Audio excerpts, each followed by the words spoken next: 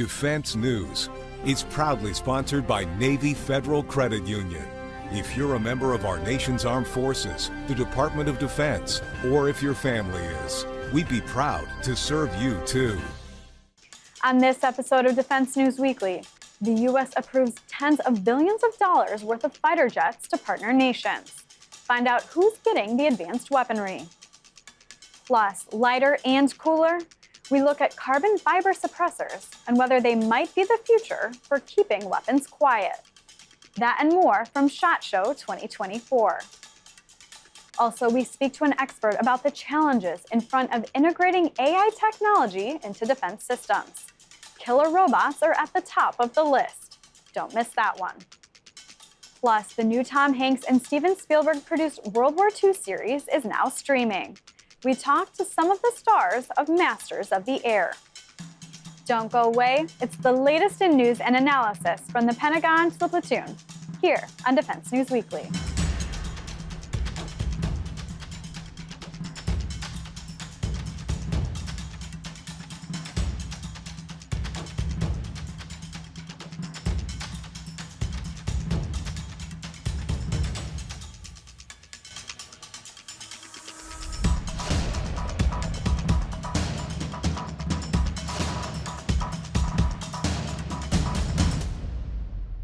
Welcome back to Defense News Weekly. I'm Andrea Scott.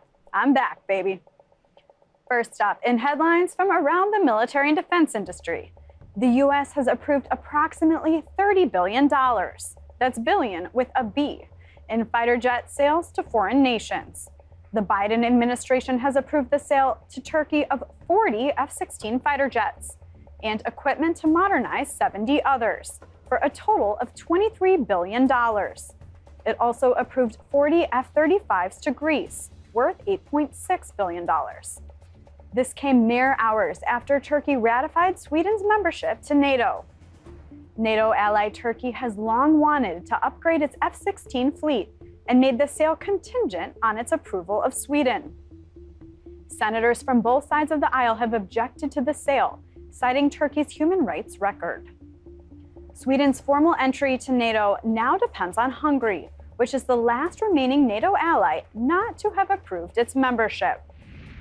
And sad news coming out of Georgia, as a 17-year-old Honorary Marine died in his home from his battle with a rare bone cancer.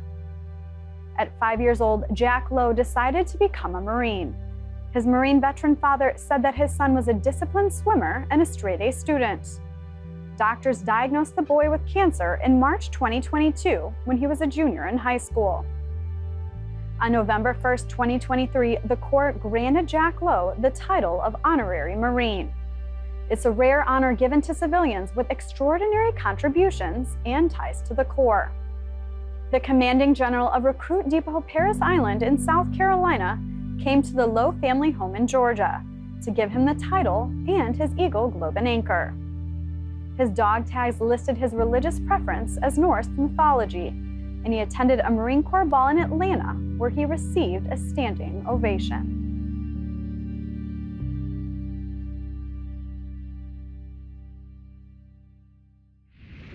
The Army wants a second Interceptor for its indirect fire protection capability, and it successfully completed a flight test for it.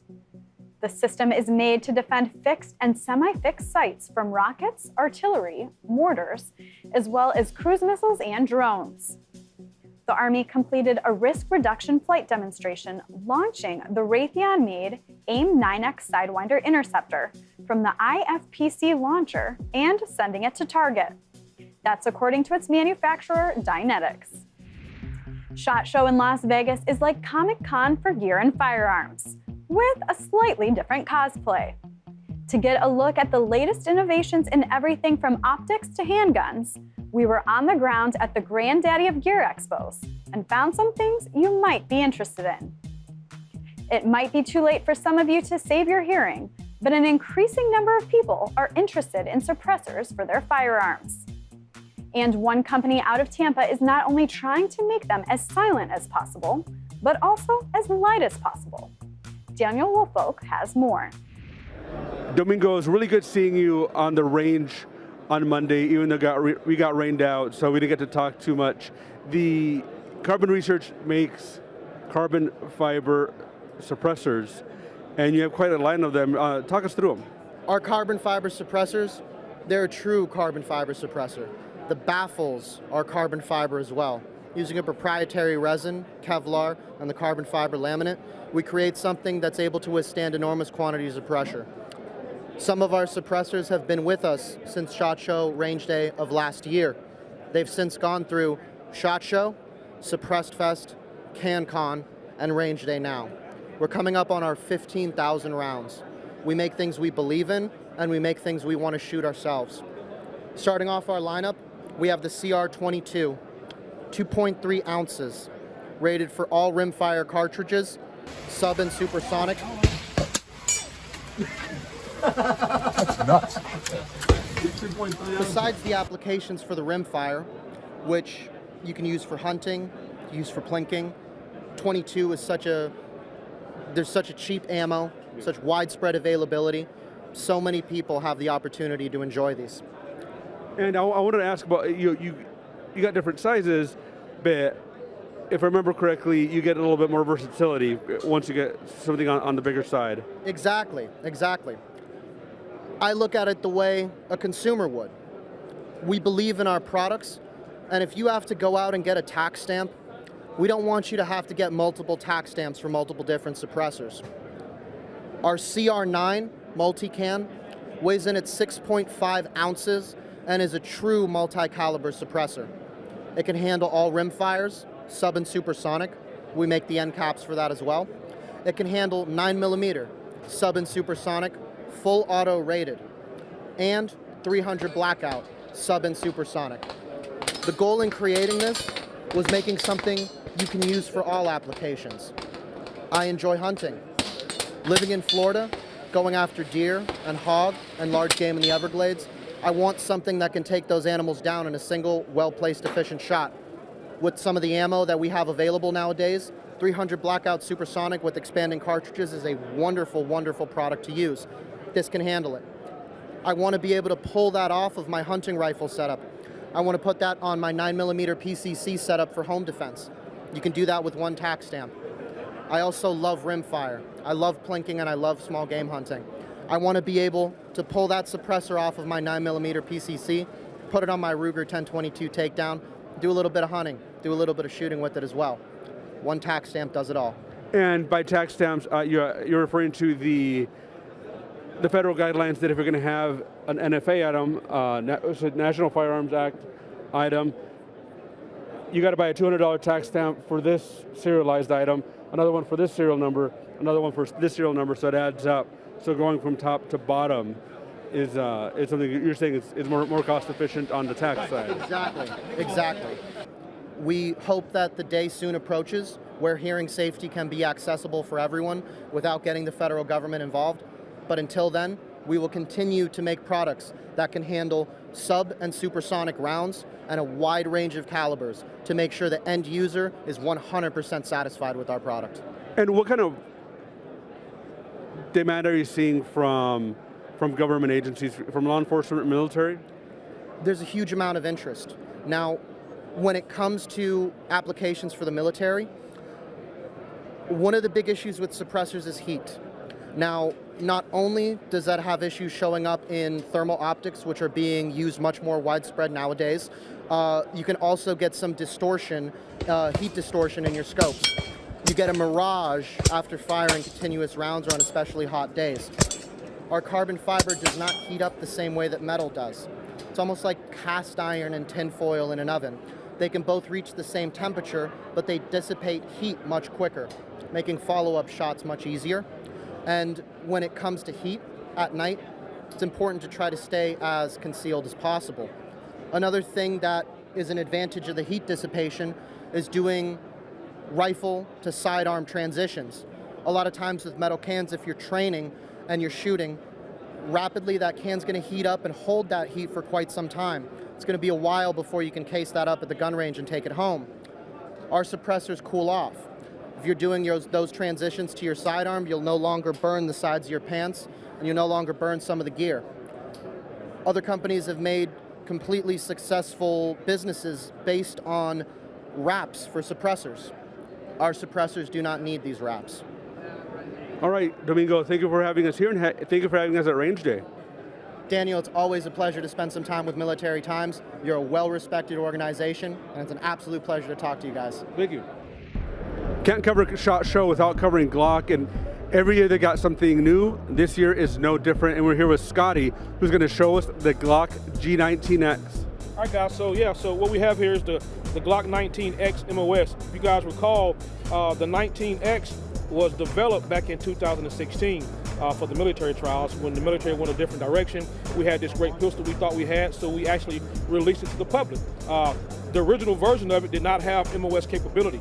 So now, since we live in a red dot world, we redid the 19X with MOS capability. So I can remove the cover plate here, put my favorite optic of choice on there. It's going to come from the factory with suppressor height sights and a Glock factory threaded barrel. Also has the extended FBI style magazine catch. Same 19X flavor, same color, everything. The only thing changed on it, the flavor was the MOS capability. Other than that, the 19X flavor is exactly the same as it was when it was released back in 2016. Got it, thank you. And up next is? Up next is the, the G49. This is new to the world as well. So the G49, it has flavor from the Glock 17, it has flavor from the Glock 19, all right? So the frame is a complete G19 frame, so that's all 19 flavor. The top end, the Glock 17 length slide, okay? So in order to make the longer Glock 17 length slide compatible with a short 19 frame right here, we had to extend the nose ring so you have more material. Now this is not a new design. We've been doing this design on our G34s for a long time, but it's new to the 17 length guns, all right? So the slide, we had to add more material to the nose ring here to make the longer slide compatible with the short Glock 19 dust cover. Inside the gun, this is a 17 length slide, so it has a Glock 17 length barrel, but it uses a shorter Glock 19 recoil spring. And what benefits do you get from this firearm? What have people been asking for? So this was a gun that's been asked for a few years, more for concealability purposes. The people were saying, hey, we're not so concerned about how much of the slide goes down into my waist. They were more concerned about how much of the grip printed from the waist here. So we shortened the grip down, made the slide longer, so now people are happy with this. So we got the concealability mixed with a longer sight radius, gives you a lot more precision on the optics. It also has a lot more modularity. I could take this slide off and put a Glock 19 slide on this, and now I got a Glock 19. So if I want a regular traditional size Glock 19 frame with a traditional 19 slide, I got that. Or if I want a longer slide, the G49 slide is longer, 17 length slide, and we have that. All right, Scotty, thank you so much. You got a busy show. We'll leave you to it. Thank you, appreciate it. Thank you. Thanks, Daniel. When we come back, are killer robots standing in the way of integrating AI into defense systems? One expert says yes, in fact. Stay with us to learn more.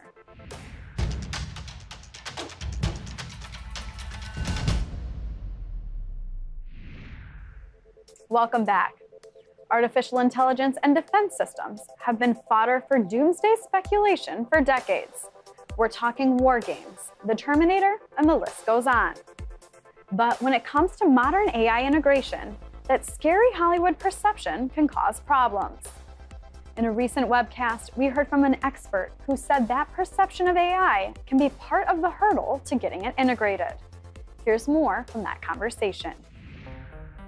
New things are not without challenges. What are some of the specific challenges you see the public and the private sectors facing when integrating AI, particularly into defense and security practices?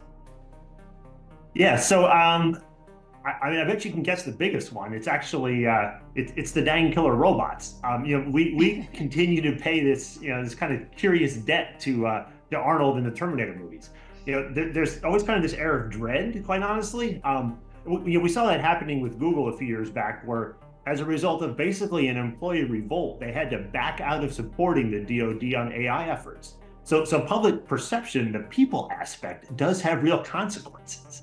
And I mean, I don't want to make light of the issue of armed AI. That's absolutely something we need to address.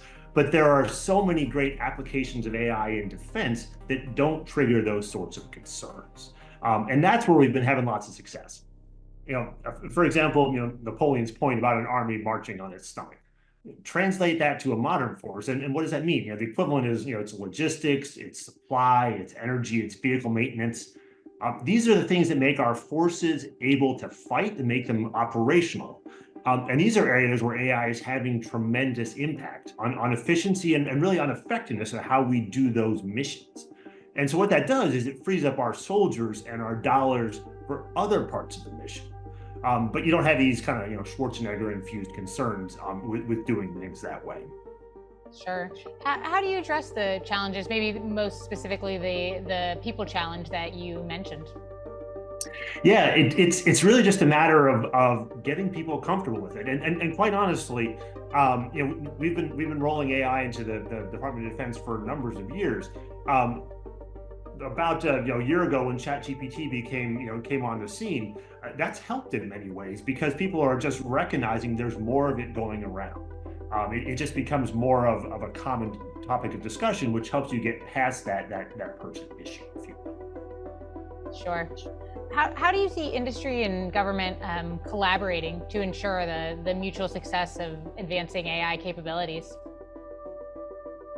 So, I mean, industry is key here because that's where you really get all the technical innovation. The government's not going to advance without industry's support.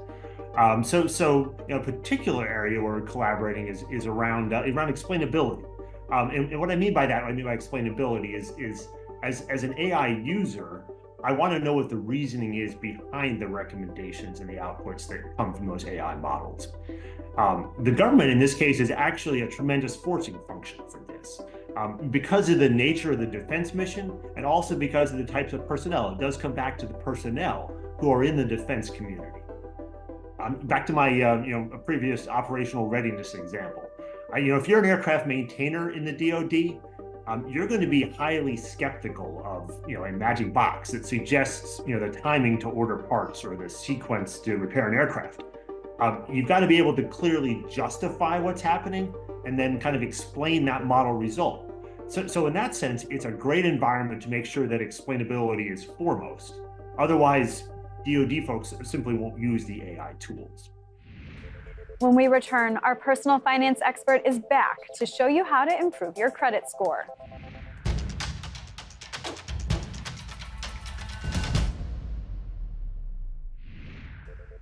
Welcome back. On this edition of Money Minute, Navy Federal Credit Union personal finance expert Jeanette Mack is back with advice on how to improve your credit score. If your money's not where you want it to be in this new year, it may be time to reevaluate your financial wellness goals. Your credit score is a great place to start. Anything between 500 and 600 is considered poor. If you fall in that category or below, your financial habits could probably use some fine-tuning. Your first order of business is to pay down debt and establish a steady payment history. You'd be surprised at how quickly you can generate a small boost in your score with regular on-time payments. Keep going until you've paid off a credit card or a loan, and you'll see an even bigger jump. If you've got multiple credit cards or loans, a balance transfer or personal loan can help get things under control. You could lower your rate and only have one payment to make instead of 3 or 4. And check for credit reporting programs that can help report payment regularity, like when you make rent payments or car insurance. Every little bit helps in what might be a long credit recovery process, but it's definitely worth it in the end. Thanks, Jeanette. We'll see you next week. To get more coverage of military and defense topics, haul yourself out of your rack and go check out militarytimes.com as well as defensenews.com for more headlines. And to impress people down at the DFAC with your news intelligence, sign up for our early bird brief, compiled each morning to bring you the most up-to-date headlines. It's also in audio. Check out the podcast version out each weekday. And if social media is where you collect your open source knowledge, follow us on YouTube, Facebook, Instagram, and X. And like most junior service members, we're on TikTok, so go find us there as well. When we return, interviews with the stars of Spielberg's latest World War II series, Masters of the Air. Don't go away.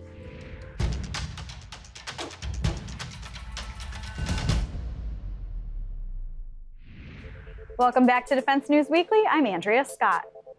With movies and TV series like Saving Private Ryan and Band of Brothers under their belts, Tom Hanks and Steven Spielberg have a storied pedigree of bringing World War II epics to life. Their latest is Masters of the Air, a new series about the airmen fighting over Britain and Europe during the conflict. Military Times editor Sarah Sicard got a chance to speak with the stars and filmmakers about what it was like to work on the project. Are you going to ask us very difficult questions because you're with Military Times? Yes, I'm going to ask you about battle strategies. No! Yeah, we were prepared. Pay attention to what's really going on. It's kind of beautiful.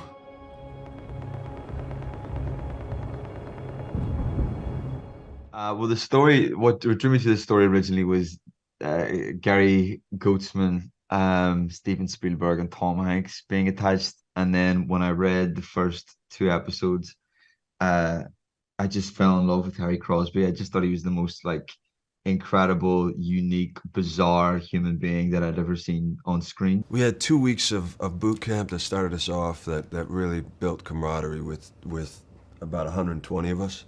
And so, you know, we learned a lot about each other through that process and going through the physical aspects of that and also being in the classroom together and you know, if you saw one person struggling, you would do your best to lift them up. And we also knew that we were stepping into these leadership roles as majors, and so there was a different feeling of responsibility of if we saw anybody else, you know, that needed help, we were wanting to lift everybody up. You know, the truth is that even though Johnny Egan himself was like this big old extrovert who loved life and taking on challenges and drinking and singing and getting drunk and causing trouble, he also was one of the people that joined up before Pearl Harbor, and he also was one of the people that saved the world. What do you think is the importance of continuing to tell stories about World War II 8 decades later? Well, look at our world. You know, we've got to see history that has some resonance to what we're going through today. And I think that seeing us address that war in the ways that we did it and show people today that, you know, we can win things, you know, we can succeed against really horrible odds. And I love that, you know, our main direct opponent there was the Luftwaffe and how amazing they were, and that we didn't really know what we were doing in the beginning, and we ended up prevailing, you know. I think the reason that Stephen and Tom and Gary take these stories so seriously, not just because you know, the drama and the characters are extraordinary, but the legacy of these men and their courage in the context of American history, you know, is something that we should never forget. You know, it's a big story. You know, these are the guys who tenderized the mainland in Europe so that our troops could land. You know, that was really their deal, right? And you know, we didn't know what we were doing. You know, we were losing the war. We didn't get over there in 1943.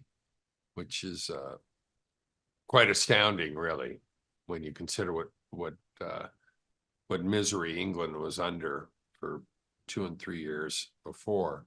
The last few jobs I've done have been real people, and it's interesting when there's when you actually have a limited amount about them, which you sort of do when you're playing.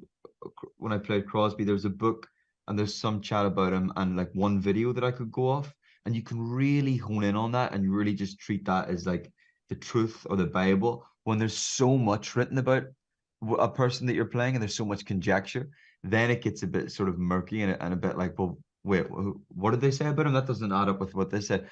But when you've got just a couple of through lines to go through, like Crosby's children, his book, and the book Masters of the Air, you can get a more succinct version to tell these specific men's story, the story of the Bloody Hundredth, and you know, the sacrifices that they made, you know, just kind of reminds us all what happened of our history and in service of our freedom. And that's all we have time for in this episode. Thanks for watching, and we'll catch you next week.